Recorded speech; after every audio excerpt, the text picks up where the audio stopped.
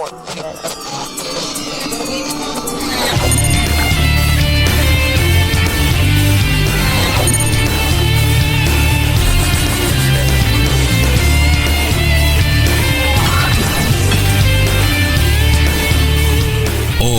puede ser.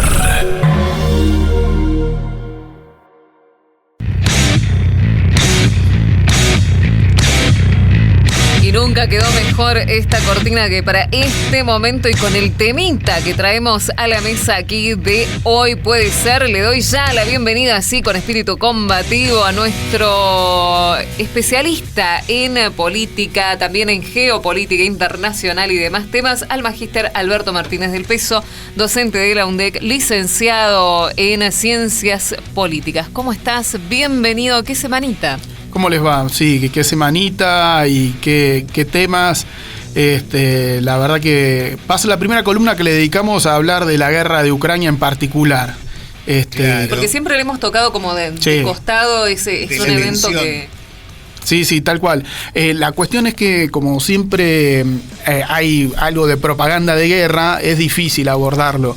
Pero ya se están dando algunos hechos que son algo graves y complejos, entonces ya era momento de abordarlo y bueno, y atreverse a tratar de discernir qué está pasando allá. Bien, nosotros recordemos que la guerra en Ucrania empieza como tal un 24 de febrero del año 2022, se inicia con una invasión militar a gran escala en Ucrania, llevada a cabo ataques que han causado muertos, heridos y demás, y bueno, toda la historia que hemos seguido muy de a poquito y bueno, desde este punto del globo sobre lo que está sucediendo en aquel sector europeo. Sí, tal cual. En ese momento Rusia la llamaba que era una operación militar especial y que tenía objetivos de desnazificar y desarmar a Ucrania. Bueno, la verdad que no los logró esos objetivos, dejó de llamarlo operación militar especial, ya lo llama la guerra. Porque consideraban ellos que iba a ser una operación limitada, controlada y muy breve. Y bueno, y Rusia no ha logrado ese objetivo y está en una guerra de desgaste en el territorio ucraniano, pero ya con todo el aparato militar de la OTAN. Eso es lo que ya ha quedado a descubierto, y ninguna de las dos partes disimula. Al principio sí, la misma Rusia trataba de disimular de que no estaba entrando en guerra con la OTAN, sino que estaba queriendo desnazificar, porque ahí pongamos un poco de antecedentes, estaba ocurriendo ya en 2014 una guerra civil en Ucrania entre las regiones que hablan el idioma ruso y que se consideraban parte de Rusia y lo que es la parte ucraniana. Entonces tenemos que ir un poco más atrás de qué es lo que pasó para contextualizar un poco, y algo ya también se habló. Se dio un hecho que se llamó el Euromaidán, en donde un gobierno que era prorruso fue derrotado por luchas en las calles y asumió el actual gobierno de Zelensky, que supuestamente atendió el reclamo de que Ucrania dejara de estar al pie de Rusia y se acercara a la OTAN y a la Unión Europea. Que de hecho cuando Zelensky asume fue una noticia mundial, porque no era un personaje que venía estrictamente de la política, sino que era un presentador de televisión muy carismático, muy querido por la prensa, que se ha comprometido en un momento tan especial como Ucrania con una causa muy nacional, raro para este sector del mundo, pero que auspiciaba un gobierno bastante cercano a la gente, y le toca vivir momento de guerra con muchísimo desgaste también en lo emocional, en lo físico, y se lo ha visto a lo largo de estos 3 años ya. Sí, era un outsider en un momento de emergencia total, de conmoción y de giro en la política exterior, muy mimado por Occidente, en ese momento Ucrania, y creo que nadie hubiese imaginado que los hechos que empezaron como una revuelta popular en contra del gobierno por corrupción tomara estos tintes en donde el hecho por el cual ya hacemos la columna en particular es porque Ucrania logró en territorio ruso destruir bombarderos estratégicos rusos. Mientras tanto que en paralelo se están dando las conversaciones de paz, que se le llama de esa manera, cuando en el pasado también se creía que era imposible esto, pero a partir de la asunción de Trump hubo un giro en la política de Occidente, o si se quiere en particular de Estados Unidos, de apoyo, y entonces eso habilitó. Que también ha sido extraño, ¿no? La posición de Trump respecto a, bueno, por el personaje que es Trump en lo público, ¿no? De pronto en este conflicto, bueno, dialoguemos, lleguemos a un consenso porque no queremos apoyar más la guerra en este eje. Claro. Entonces todo parecía avanzar en esa declaración tanto pirotécnica que tiene este estilo de Trump, con que iba a terminar la guerra en 24 horas. Y bueno, y mientras tanto que hay idas y vueltas en ese sentido, por el otro lado, pareciera que las partes están incrementando más que nada sus ataques a distancia. Todos los diagnósticos, tanto occidentales como rusos, como mundiales, es que Ucrania no tiene ninguna posibilidad de ganar la guerra, desgaste que le planteó Rusia. Al principio Rusia hizo esta invasión que llegó a las puertas de Kiev, y que después retrocedió y que después se dio una contraofensiva ucraniana que terminó muy mal, o sea, sin cumplir ningún objetivo. La defensa rusa se impuso y a partir de ahí comenzó una guerra de desgaste en donde pasaron otros hechos de gravedad. Haciendo un breve repaso, estuvo el levantamiento de Wagner, que fueron las fuerzas mercenarias que aguantaron la ofensiva ucraniana, donde se dio la batalla de Bakhmut, y ahí es donde Rusia logró imponer y recuperar la ofensiva. Luego estuvo el atentado en un teatro de Rusia, donde netamente entró un puñado de gente y empezó con armas automáticas a matar a todas las personas que estuviesen en el hall de entrada del teatro, con lo cual se empezó a dar una escalada bastante preocupante, en donde hay una intención de, podríamos decir, desestabilizar o de provocar la reacción desproporcionada rusa.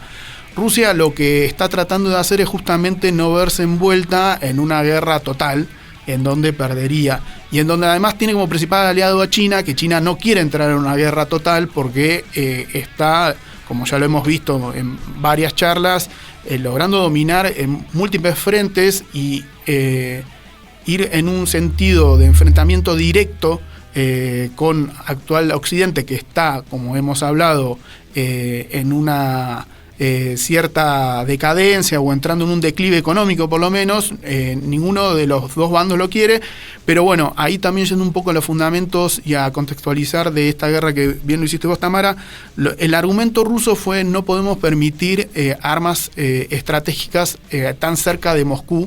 Que me gusta que lo plantees porque en su momento no se habló demasiado de cuál fue la decisión política estratégica, y es terrible hablar de una decisión de entrar en guerra, así hablando de política y de estrategia, pero fue una decisión política y estratégica por parte de Rusia, que ya venía advirtiendo: me pones una base militar en esta zona y yo entiendo que querés que vayamos a un conflicto bélico. Sí, el concepto que aplicó, que es muy sencillo, Rusia, es: un país no puede garantizar su seguridad a costa de la de otro.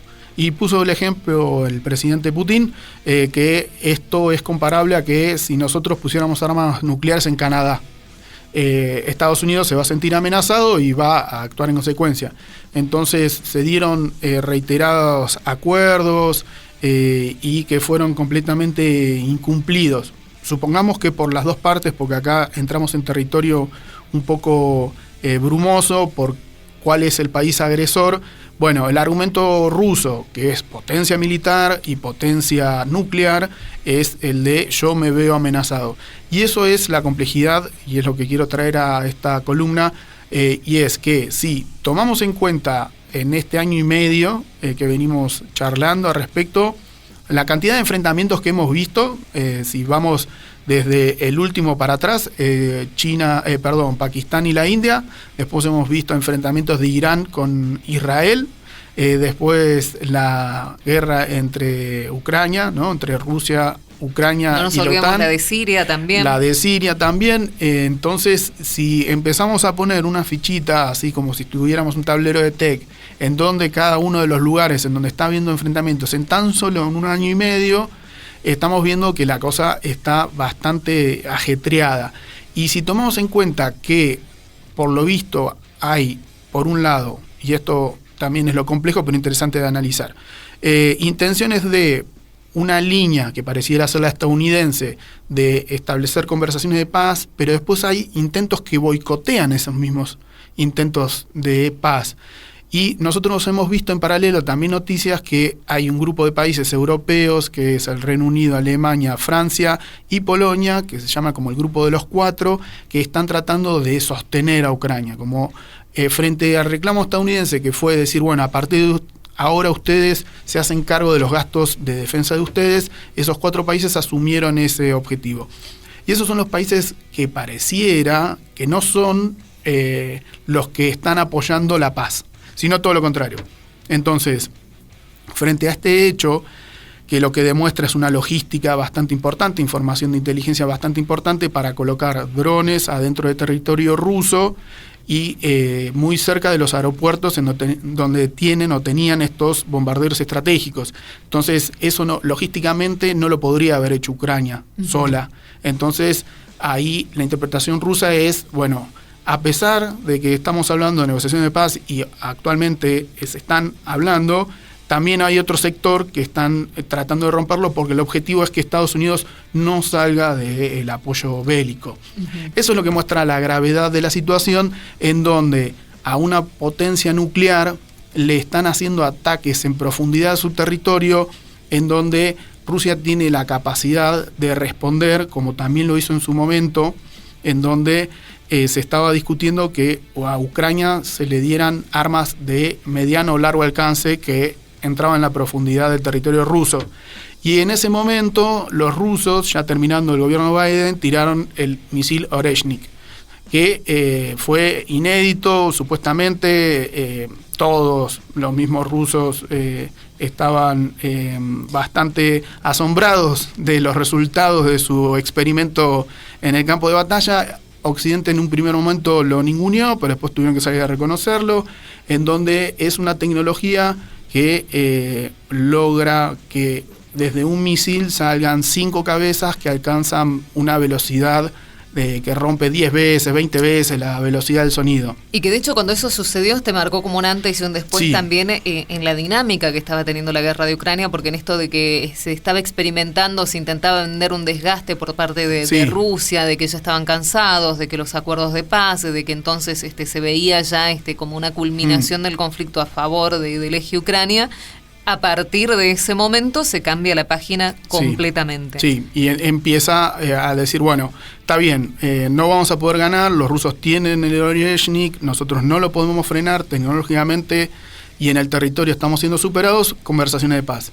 Pero ahora se están dando esos hechos que ponen mucha preocupación porque se le está tratando de torcer el brazo a una potencia nuclear que tiene capacidad tecnológica para imponerse.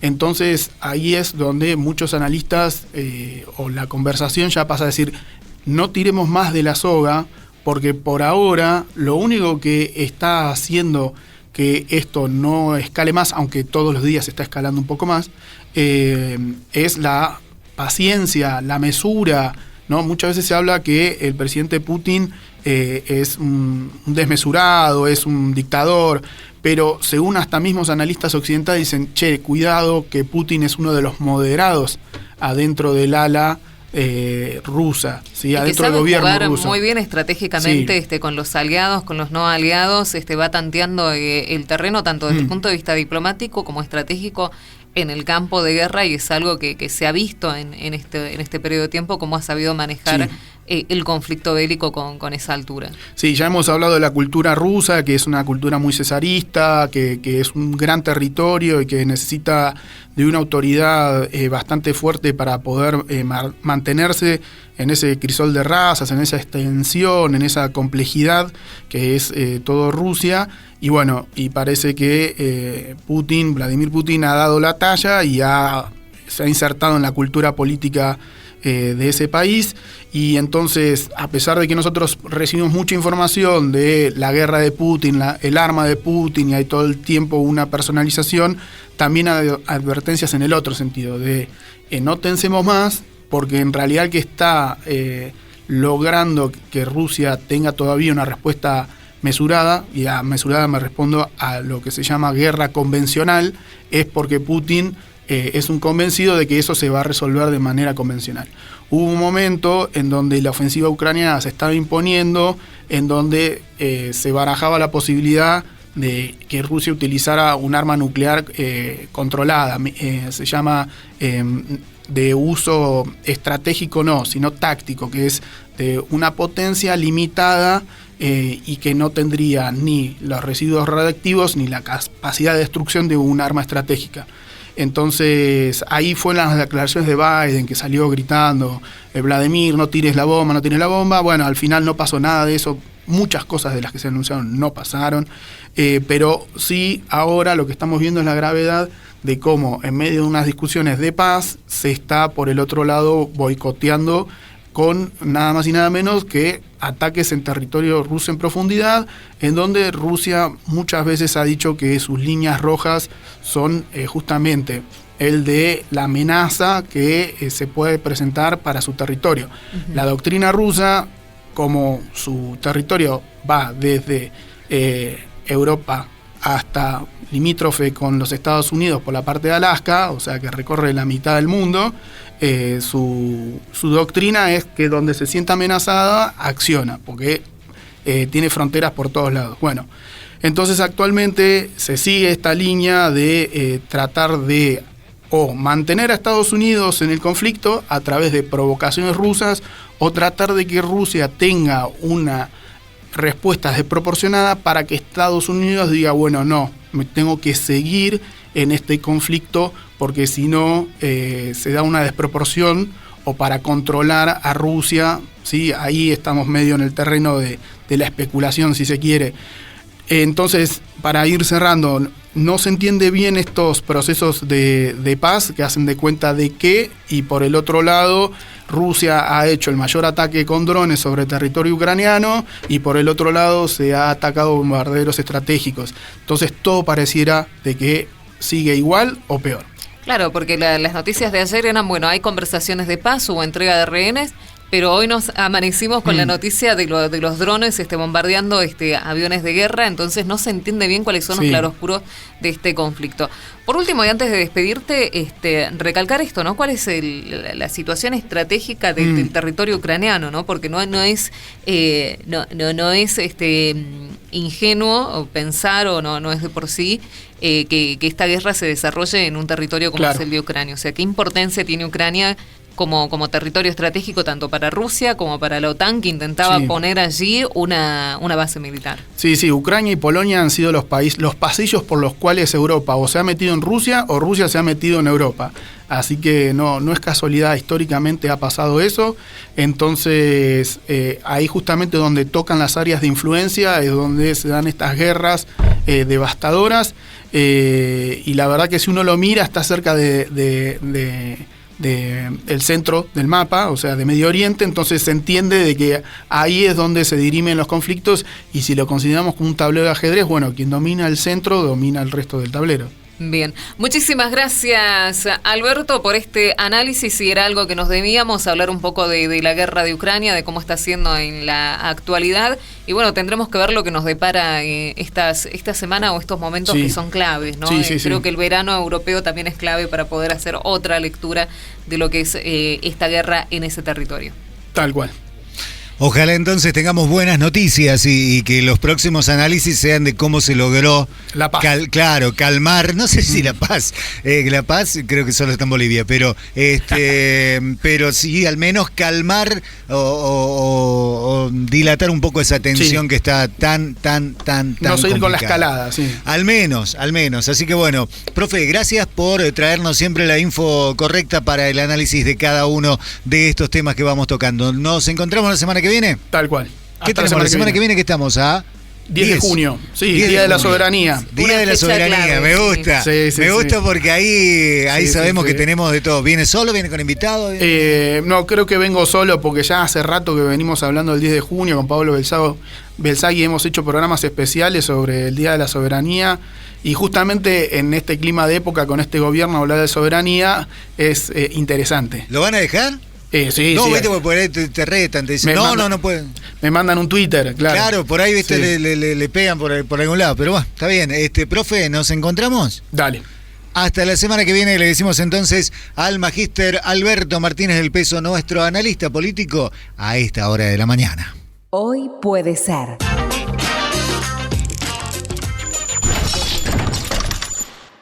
Porque lo que traiga el día depende de vos.